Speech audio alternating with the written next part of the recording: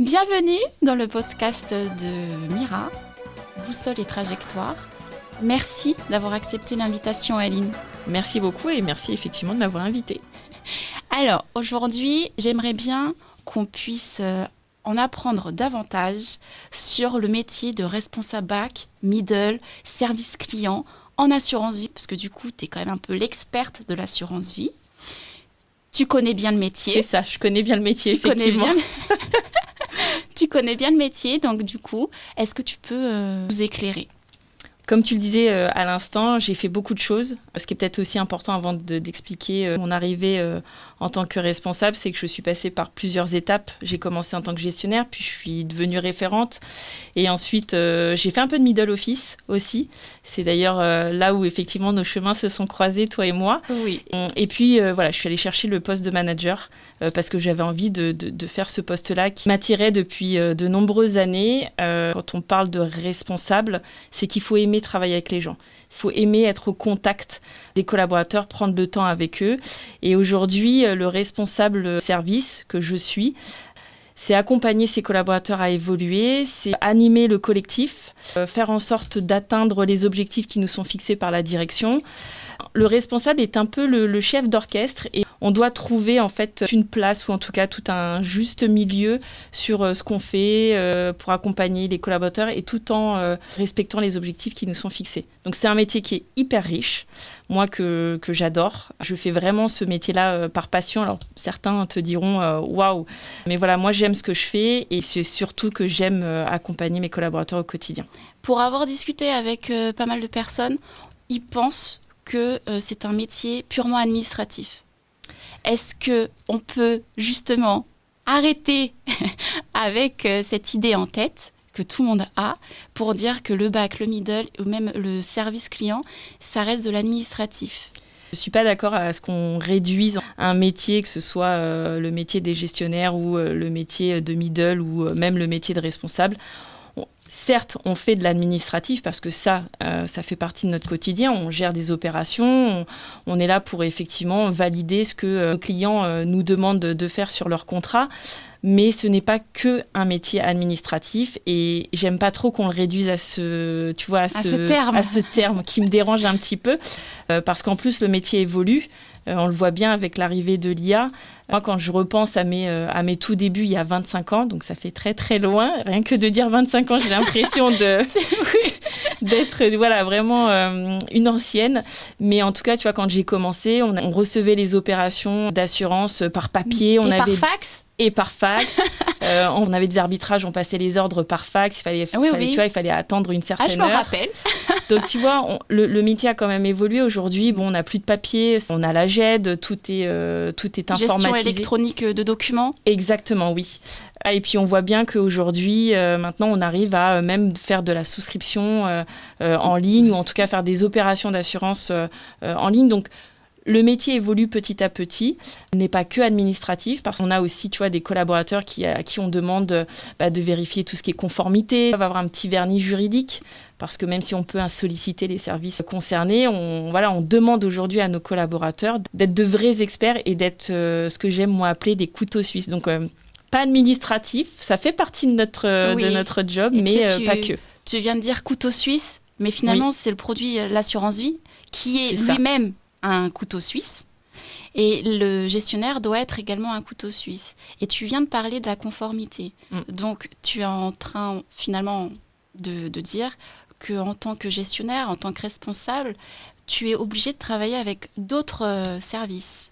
Pas seulement que en interne dans notre petit service, exactement. Mais avec tous les autres services. C'est exactement ça. Ça peut comprendre la conformité, les commerciaux. Et ce qui est riche en fait quand tu travailles dans un service client, que ce soit back ou middle office, peu importe les deux, c'est que tu as la chance de travailler avec des services comme le juridique, comme tu viens de le dire, la conformité, le marketing, les services commerciaux, la relation client ou en tout cas les services back middle office sont pas assez mis en avant parce que on est un peu, c'est ce que je dis, et c'est un peu comme une pieuvre. Nous on est au centre.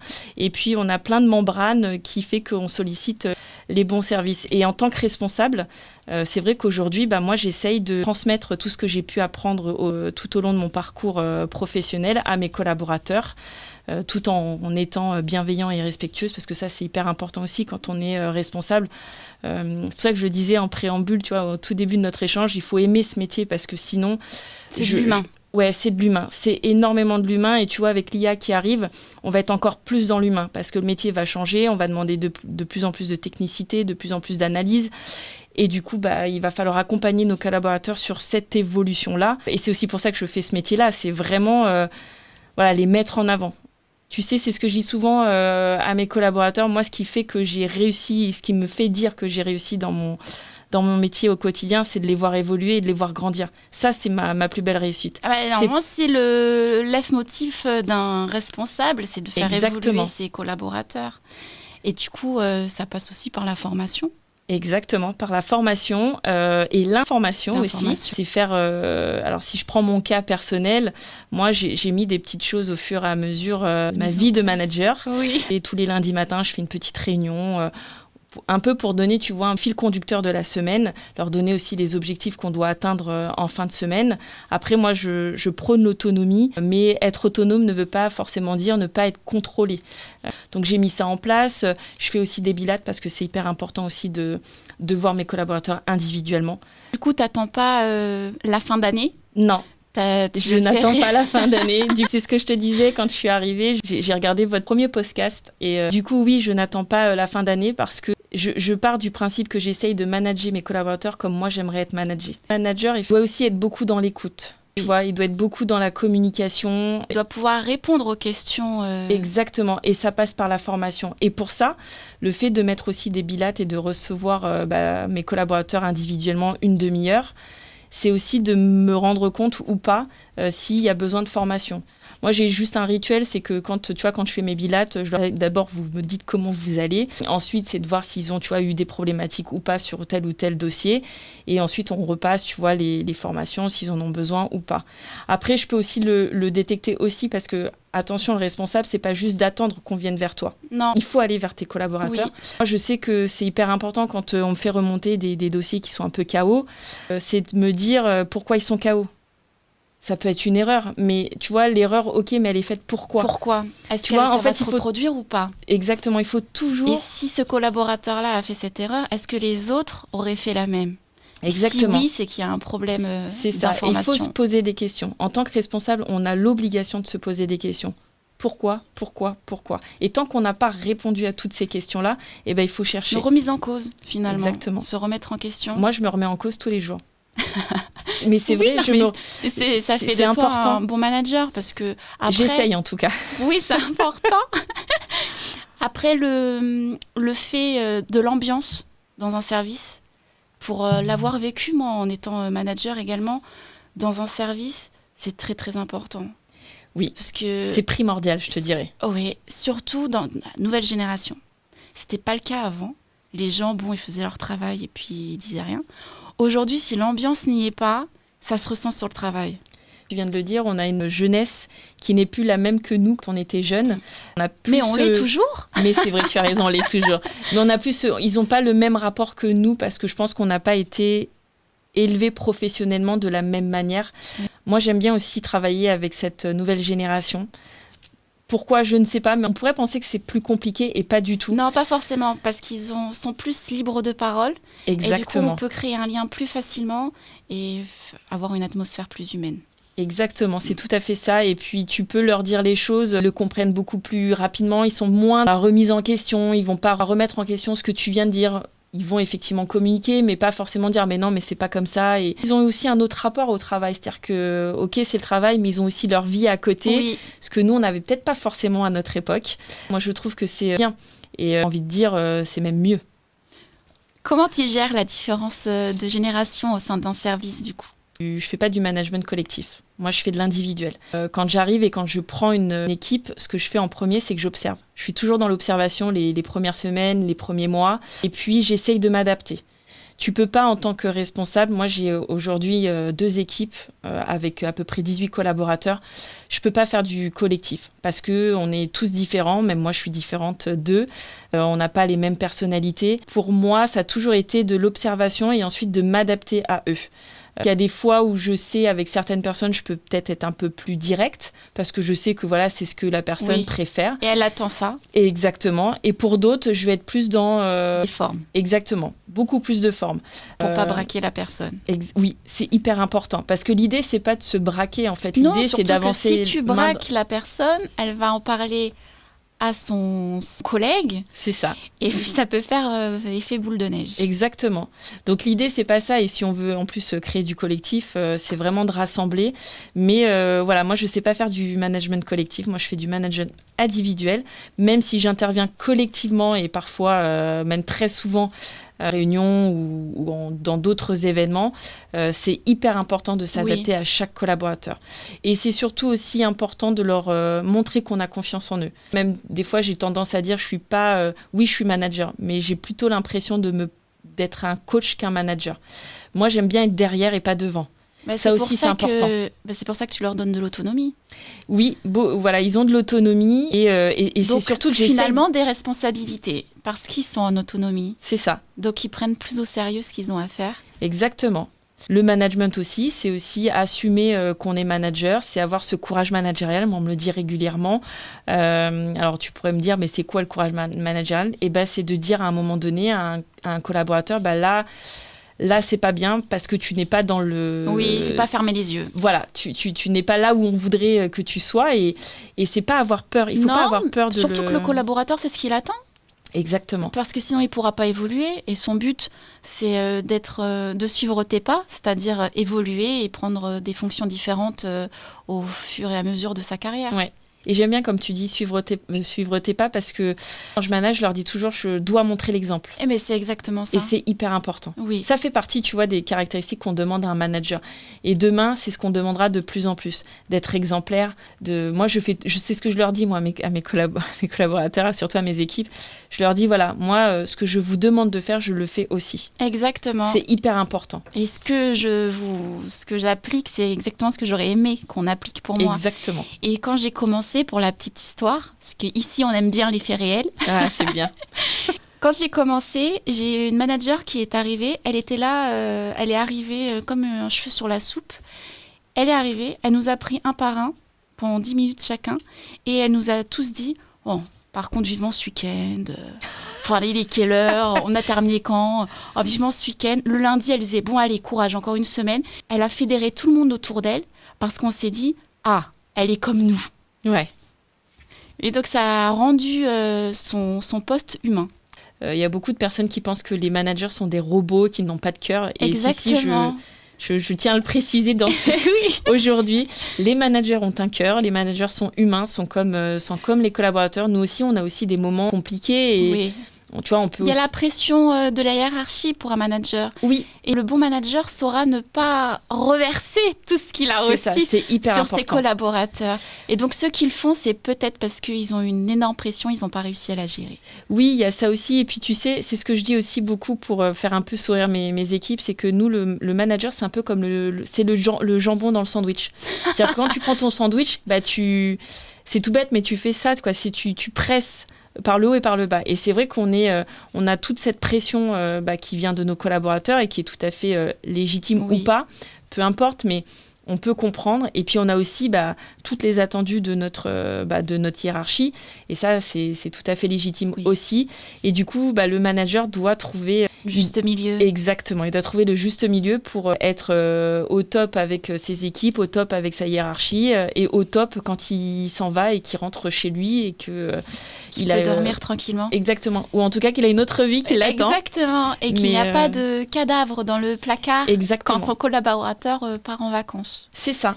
Et ça mène à une question. Le manager doit être en osmose avec son collaborateur pour que le collaborateur n'ait pas peur d'aller justement te voir pour dire « j'ai fait une boulette ». C'est ça. Il faut qu'on la rattrape.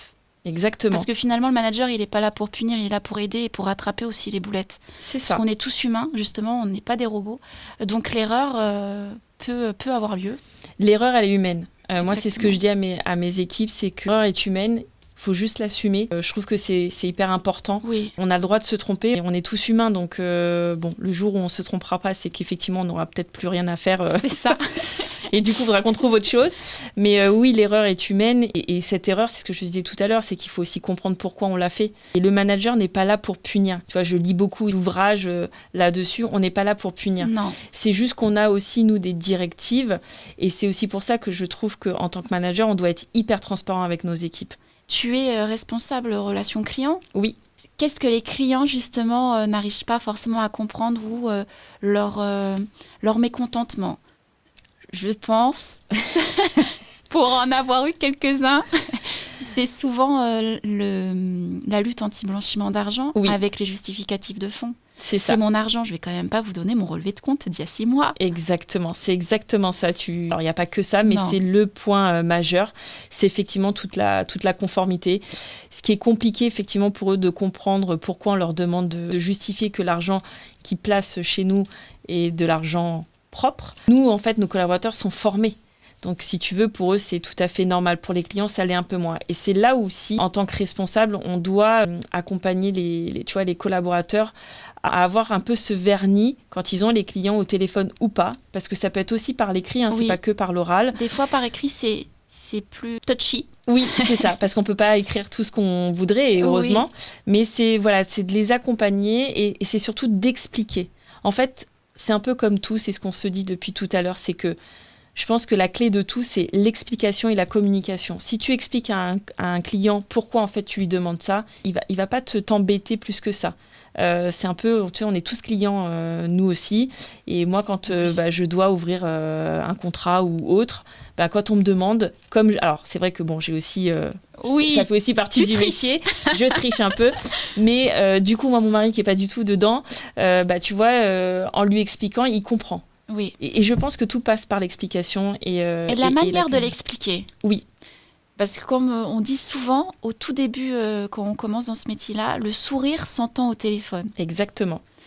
Mais comme tu disais aussi, c'est ce qu'on se dit aussi, c'est que si moi je montre l'exemple en tant que responsable, forcément mes collaborateurs par mimétisme à un moment donné vont faire la même chose que moi. Et en tant que responsable, ça aussi, ça m'est arrivé d'avoir des clients très mécontents au téléphone et que tu es obligé de récupérer l'appel. Exactement. L'idée, c'est pas de laisser nos collaborateurs dans la difficulté. C'est pas l'objectif. Et en tant que responsable, on se doit aussi de les accompagner aussi là-dessus quand ils doivent faire face à des situations compliquées. Et alors, du coup, je rebondis parce qu'on parle du client.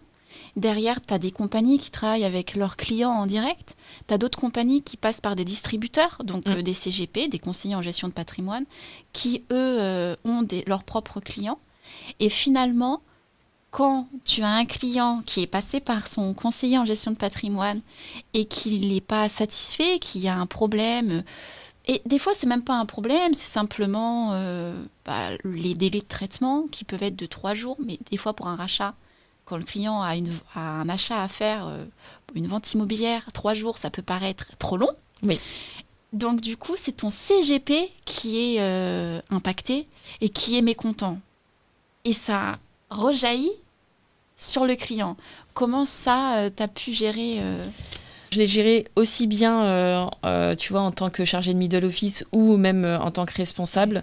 C'est comme le client. En fait, il faut expliquer les choses. Tu vois, on parlait de la conformité, on se disait que ça pouvait être un frein. Et effectivement, aujourd'hui, on fait pas le business qu'on pouvait faire il y a 20 ans. Aujourd'hui, tout est contrôlé et heureusement. Disons juste... Pour les plus jeunes qui nous écoutent. Ça, exactement. Une petite mallette d'argent liquide. Exactement. On en a tous. La pièce d'identité. C'est ça. Et on pouvait investir. Exactement. Tu vois, il n'y a pas que la conformité. Aujourd'hui, il y a aussi tout ce qui est problématique informatique. Voilà. Parfois, on nous dit souvent, oui, mais vous, en gestion, c'est un peu l'excuse facile. C'est les problèmes informatiques. Oui, mais c'est pas une excuse, tu vois, facile. C'est qu'on a effectivement aujourd'hui des systèmes informatiques qui sont pas forcément adaptés au flux et à ce qu'on voudrait faire pour pouvoir être aussi concurrent de telle ou telle autre compagnie. Donc ça, pour moi, il faut l'expliquer et il faut surtout pas attendre. C'est-à-dire que quand on sait côté back middle office que l'opération va pas se dérouler comme on voudrait et dans les temps qu'on voudrait, c'est tout de suite de prévenir. Parce que derrière, il y a un impact. Mais au moins, il est au disais. courant et Exactement. il peut faire un plan B. Et il y a le plan B, mais c'est surtout que faut toujours penser client. Et client, c'est pas forcément le client comme on peut le connaître. Oui. Tu vois, le client, quand moi j'ai fait du middle office, mon client, c'était les partenaires, c'était les CGPI. Oui. Parce que derrière, il y avait eux, effectivement, le client final, pardon. Et du coup, oui, c'est aussi, ça fait partie aussi de nos clients. Et des fois, le CGP ou CGPI, pour conseiller gestion de patrimoine indépendant, sont des fois plus durs avec nous que le client final. Oui, mais toujours avoir ils sont en dans tête, leur rôle. Voilà, toujours avoir en tête que eux ont le client en face et c'est eux qui se prennent les rafales. C'est un peu compliqué. Moi, c'est pour ça que j'aime bien, avec mes équipes, tu vois, parler un peu de ce que j'ai pu moi vivre dans mes expériences professionnelles. On n'a pas forcément besoin d'être gestionnaire, ou en tout cas, on n'a pas besoin de faire le parcours classique comme moi j'ai pu le faire. C'est la fibre humaine, tu l'as ou tu l'as pas. Mais après, c'est vrai que quand tu es passé par la gestion, tu connais les réactions des CGP, tu vas savoir les réactions des clients. C'est ça. Tu sais les dossiers, lesquels doivent être traités en priorité. Parce que dans le passé, tu sais que ce dossier-là, tu ne l'avais pas forcément passé en priorité, ça t'est retombé un peu dessus. Donc, tu sais. C'est ça. Tu connais un peu le milieu. Exactement. Mais ça passe, comme je dis, par ce que je dis depuis tout à l'heure, c'est la communication, l'explication, l'information, les formations. Et ça, c'est le rôle du manager. Et il ne faut pas en avoir peur. Non, pas du tout. Et tu as parlé tout à l'heure de l'intelligence artificielle, qui prenait de plus en plus de place. Quelle est l'évolution que tu as vue sur les 10 dernières années ? Alors, on est quand même passé du fax. Ouais, du fax à l'intelligence artificielle. Oui, on y arrive on y arrive de plus en plus à cette intelligence artificielle. Moi, je trouve que c'est une bonne chose parce que justement, j'espère que demain, on n'aura plus cette étiquette de service relation back middle office égale administratif, parce que justement, tout ce qui peut être aujourd'hui, tu vois, des opérations à non-valeur ajoutée, et ben demain, ce sera fait par un robot. Par contre, ce qui va rester auprès de nos collaborateurs, ça va être quoi ? Ça va être, on va dire, les dossiers un peu plus complexes, un peu plus atypiques, où ça va nécessiter de l'analyse, de la recherche, d'aller solliciter peut-être des services en interne, mais autres que la relation client. Donc, je trouve que demain, le métier dans les services back middle office va être beaucoup plus intéressant qu'il ne peut l'être aujourd'hui. Il l'est, mais il va l'être encore plus. Oui, parce qu'aujourd'hui, il y a quand même de la saisie. Oui. Mais c'est vrai que cette saisie qui peut paraître un peu austère, elle est quand même reposante, parce que quand on fait de la saisie, on peut reprendre un dossier. C'est ça. Avec l'esprit clair et pour pouvoir l'analyser. Alors qu'une personne qui va analyser que des dossiers complexes toute la journée, à un moment donné, il y a des erreurs qui vont être faites. Ça risque d'être compliqué, effectivement. Exactement. Mais justement, ce sera là où on aura un vrai rôle côté manager. Et c'est ça qui, moi, m'intéresse aussi dans l'évolution de mon poste, parce que moi aussi, mon poste va évoluer. Oui. Et effectivement, je vais être plus dans l'accompagnement, plus dans l'humain et plus... Dans la formation, parce que du coup, les dossiers spécifiques, pour ceux qui nous écoutent, ça va être les mineurs, ça va être les personnes protégées, sous tutelle, sous curatelle. Ça peut être aussi les non-résidents. C'est ça. Parce qu'une personne qui a travaillé à Singapour pendant 3 ans, qui est après partie en Chine, donc a fait un petit rapatriement de ses fonds à Hong Kong, et qui revient à Paris vivre, et qui souhaite investir ses sous qui sont partis à Hong Kong, l'intelligence artificielle ne sait pas encore. Non. Traiter les justificatifs de fonds. Non, et alors après, je sais pas, je sais pas si je serai là pour le voir ou pas, mais en tout cas, je sais pas si on ira, en tout cas, si l'intelligence artificielle ira jusque-là. Peut-être pas maintenant. Exactement, peut-être d'ici quelques années, mais peut-être qu'on sera plus de ce monde. Mais en tout cas, aujourd'hui, l'intelligence artificielle, ce qu'il faut, c'est vraiment se dire qu'elle va effectivement soulager sur certaines activités. Et tu vois, même si on a des dossiers peut-être un peu plus complexes, attention, tout ne sera pas complexe, mais on va aussi changer un peu le métier de gestionnaire, parce que oui, on fait appel à de l'intelligence artificielle, mais il va falloir aussi vérifier que ce que fait l'intelligence artificielle est bon, tu vois, et que ça correspond bien à ce que le client avait demandé au départ.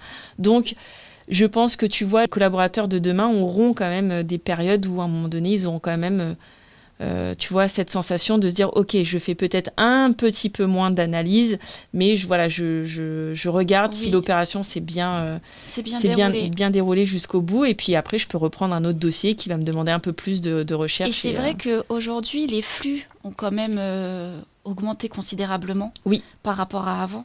Donc l'intelligence artificielle, heureusement qu'elle est là pour absorber le flux. C'est ça. Et si ça prend un peu plus d'ampleur, ça permettra aux gestionnaires d'avoir cette aide commerciale finalement et être plus au contact du client. Et je trouve que c'est ça. Demain, il faut que nos collaborateurs de demain aient aussi cette casquette un peu commerciale.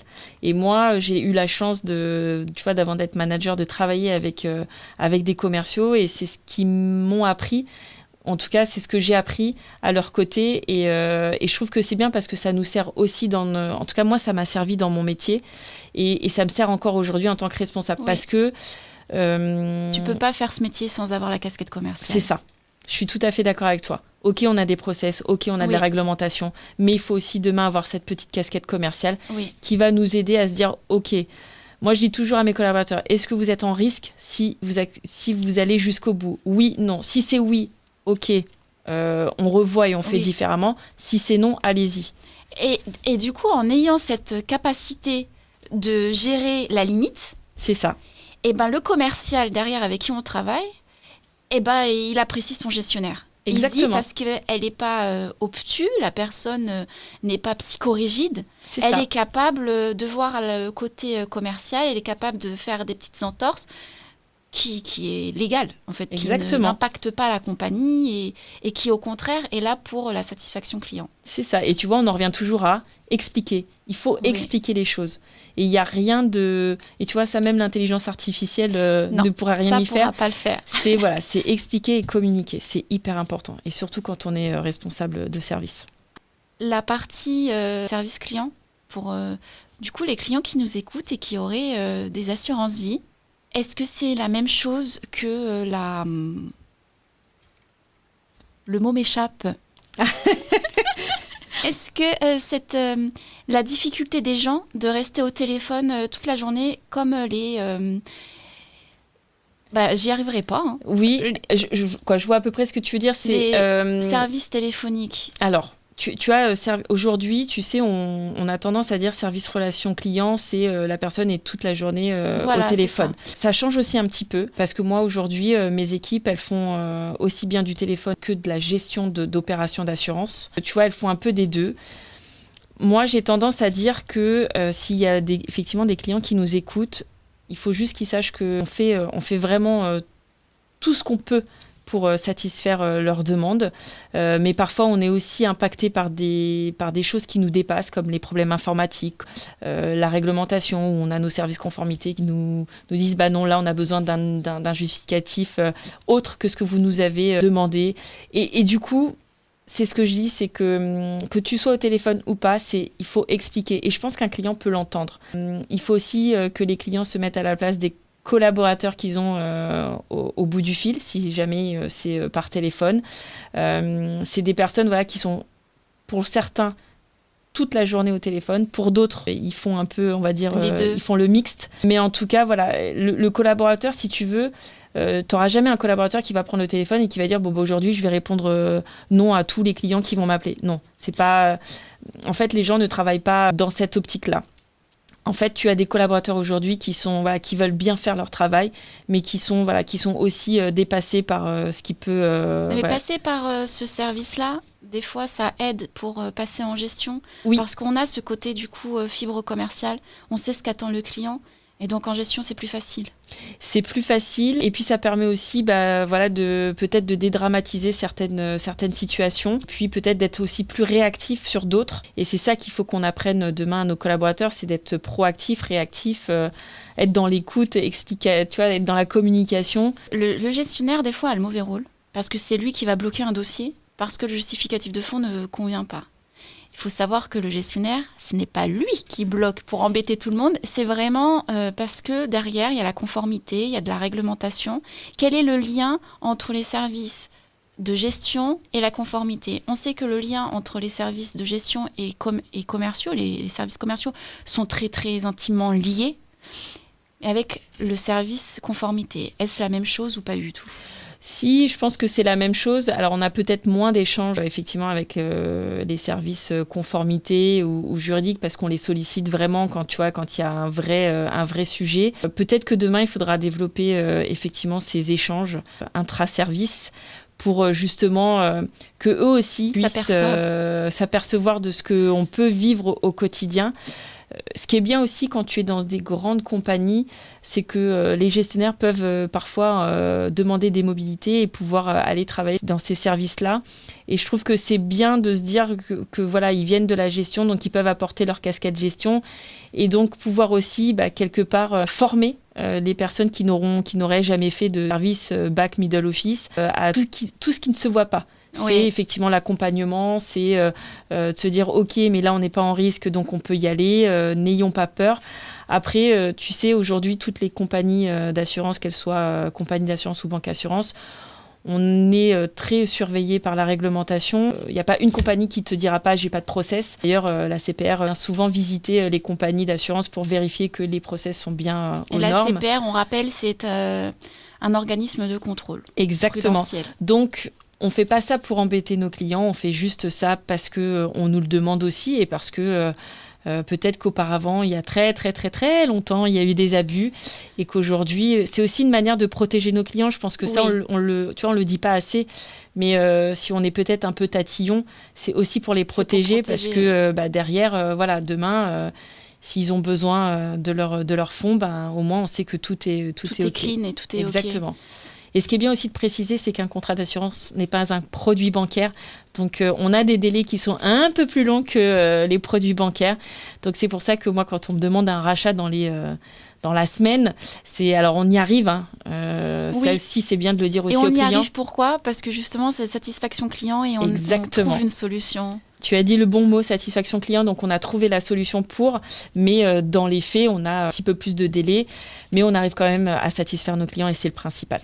Oui, parce que les gens n'ont pas encore conscience qu'une assurance vie, c'est pas liquide. Ok, c'est liquide, mais pas instantanément. Exactement. Non, mais c'est bien de le rappeler parce que des fois, ça peut avoir des vrais problèmes lors d'un achat immobilier. Exactement. Alors qu'on a fait du 100% immobilier dans son allocation. C'est ça. Ça arrive. Et tu vois, on en revient toujours à la même chose. Il faut expliquer les choses. C'est ça, parce que la personne a peut-être signé et on lui a pas dit. Mais alors là, du coup, c'est un autre problème. Exactement. Là, on partirait sur du défaut de conseil. Voilà. Mais il faut pas hésiter, quand on vend un produit d'assurance, de bien l'expliquer, mais de se mettre aussi au niveau de l'interlocuteur. De l'interlocuteur. Un peu comme le responsable. On doit observer et s'adapter et se mettre au niveau de la personne qu'on a en face. Complètement. Je rebondis encore sur ce que tu as dit juste un petit peu avant. C'est vrai que c'est très très intéressant parce que là le but c'est vraiment d'expliquer c'est quoi le métier en fait qu'on ne voit pas, ces métiers de l'ombre finalement, parce que tout le monde connaît son banquier, son conseiller en gestion de patrimoine.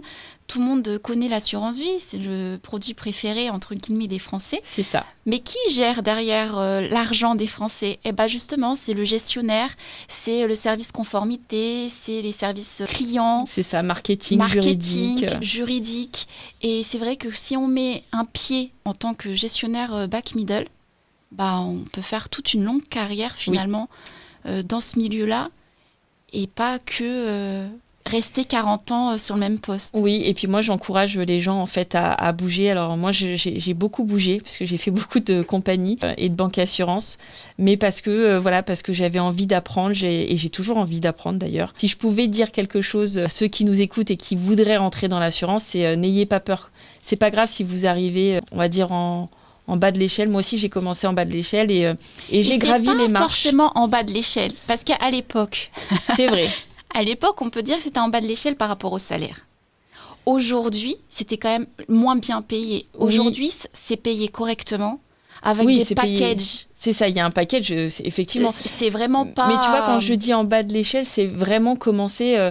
tu vois, quand on rentre dans une compagnie d'assurance, il faut dire les choses. On rentre en tant que gestionnaire. Et gestionnaire, c'est le premier poste que tu peux avoir quand tu es dans un service, tu vois, dans un service back middle office. Oui, c'est vrai. C'est le premier poste. Donc peut-être, effectivement, en bas de l'échelle, c'est pas péjoratif, en tout cas, comme de ce que je veux dire, c'est que c'est pas péjoratif. Parce que moi, j'ai commencé en tant que gestionnaire et je me suis éclatée. Mais moi aussi. Et c'est là où j'ai tout appris. C'est ça. J'avais pas forcément les soucis que j'ai aujourd'hui en tant que manager parce que ce sont d'autres soucis. C'est vraiment le poste où on apprend tout. On apprend tous les métiers. Mais ce que je veux dire par là, c'est bien parce que ça te donne les bases. Ça te permet aussi de te challenger. Ça, c'est hyper important. Moi, c'est ce que je dis, un poste, c'est 3-4 ans, pas plus. Oui. Après, tu as vite fait le tour. Et il faut aller se challenger dans d'autres postes.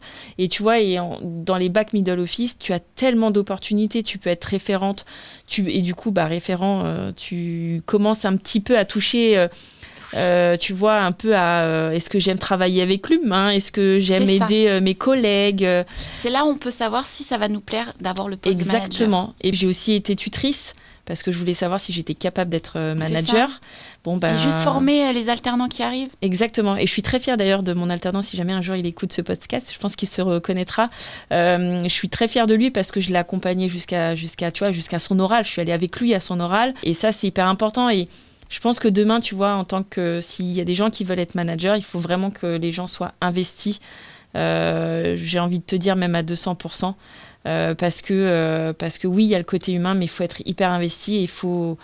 Et puis les collaborateurs te le rendent 100 me le fois rendent plus. Bien. Exactement. C'est ça. Donc, même si parfois, c'est comme c'est comme dans tout, hein, dans la vie, tu as des hauts et des bas.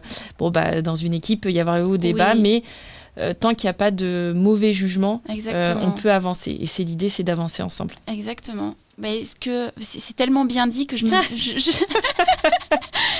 que c'est le mot de la fin. Exactement. Avançons ensemble. Avançons ensemble. Rentrez dans ce milieu-là et puis vous avez le chemin qui est bien tracé. C'est ça. C'est un super métier et moi, je le recommande. De toute façon, moi, j'aime ce que je fais, donc je ne pourrais pas te dire le contraire. Mais pour l'avoir fait aussi, c'est génial parce que tu commences à un poste, t'évolues et tu peux voir tellement de services. C'est ça. Eh bien, écoute, merci beaucoup. Merci à toi. Et à bientôt pour un nouvel épisode. À bientôt, Jennifer. Merci beaucoup. Au revoir.